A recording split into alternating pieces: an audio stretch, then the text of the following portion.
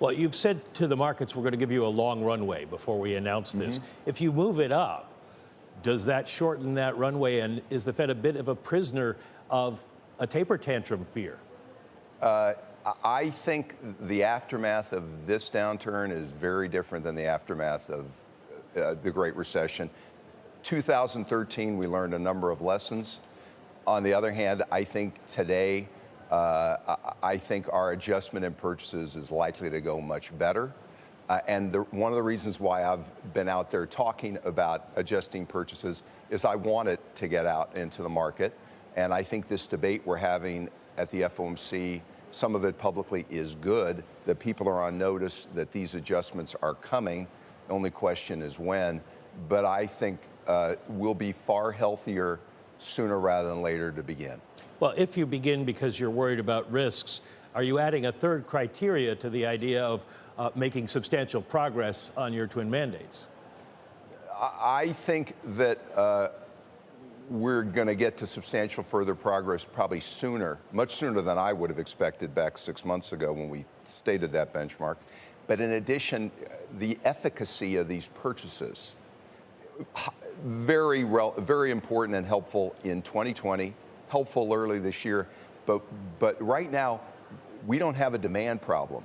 We have more of a supply problem. We have plenty of demand. These purchases are very adept at stimulating demand, but we've got plenty of demand. Our problem is supply, and these purchases are not very effective when you've got a supply issue. And so that's a factor that tells me that as soon as we can get to substantial further progress, we'll be healthier to wean off these purchases. What's substantial further progress?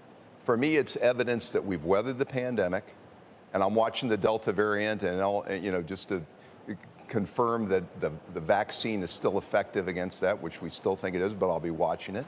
And then further progress in the jobs market. We're obviously made progress on the inflation front, but I think for my taste, when we stated this objective back in December, I think the SEP for full employment at the end of this year, was about 5%.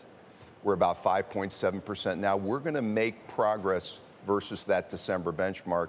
And I would be, and I guess I am saying I'd be on my front foot in being very ready to take action sooner, because I worry about the efficacy and some of the side effects of these purchases, which I think could create some challenges for us. Well, the consensus on Wall Street is also that it would be about a year-long process to wind down QE. Is that about right, or do you think that should go faster? I'm not going to publicly prejudge that. I mean, we have to decide when we announce it, when we start, what the pacing is. Is there any difference between treasuries and mortgage-backed securities in terms of pacing? But I think it should be done gradually. And so that would be my main thought. We'll decide on the exact time frame, but I think the runoff should be gradual.